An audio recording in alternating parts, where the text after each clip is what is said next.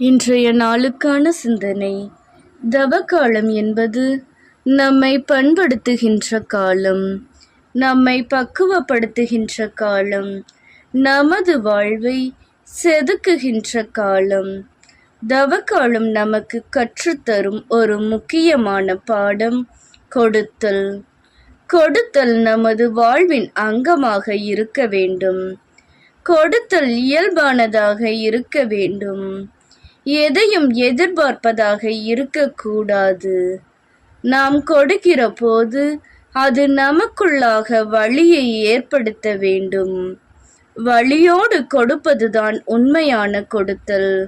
இன்றைய நற்செய்தியில் கொடுப்பவர்களுக்கு கடவுள் எப்படி கொடுக்கிறவராக இருக்கிறார் என்பது தெளிவாக சொல்லப்படுகிறது.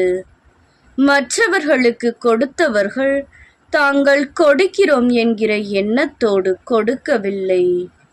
தாங்கள் கொடுத்தால் தங்களுக்கு பிரதிபலன் கிடைக்கும் என்ற எண்ணமும் அவர்களுக்கு இல்லை.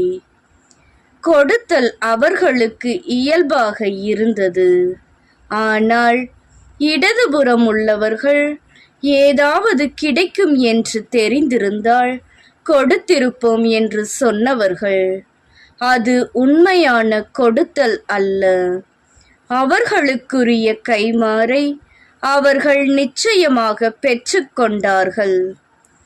கடவுள் கொடுத்த இந்த வாழ்வில் மற்றவர்களுக்கு கொடுத்து வாழ்வதே வாழ்விற்கு நாம் செய்கிற உண்மையான கைமாறாகும்.